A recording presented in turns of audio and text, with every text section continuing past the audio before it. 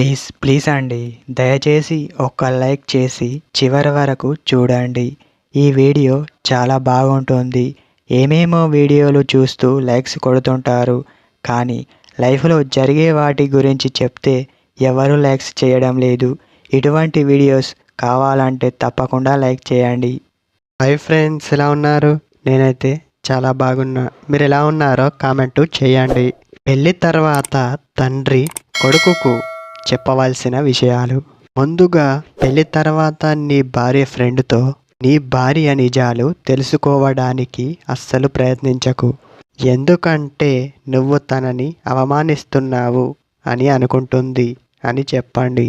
రెండవది, నీ భార్య నిద్రలేచే సమయానికి నువ్వు వీధులెంబడి తిరగడం మానేయాలి. ఎందుకంటే తను అనుకుంటుంది, ఈయన పెళ్ళికి ముందు కూడా ఇలానే చేసేవాడు అని అనుకుంటుంది. తను అలా అనుకోకూడదు అంటే మీరు వీటిని ఫాలో అవ్వమని చెప్పండి. వేరే వ్యక్తితో నీ భార్య మాట్లాడినప్పుడు నువ్వు విసిగించుకోకూడదు. అలా చేస్తే తను నిన్ను ఎవరితోనూ మాట్లాడనిస్తలేడు. కనీసం పలకరించే వారిని కూడా పలకరించకపోవడం వంటివి చేస్తున్నాడు.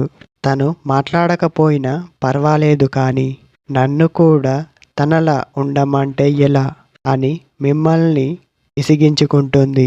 ఖచ్చితంగా వీటిని మీ కొడుకుకి చెప్పాలి. ఇలాంటివి ప్రతి కొడుకు అర్థం చేసుకోవాలి. అలాగే ప్రతి తండ్రి కొడుకుకి ఈ విషయాలు చెప్పాలి.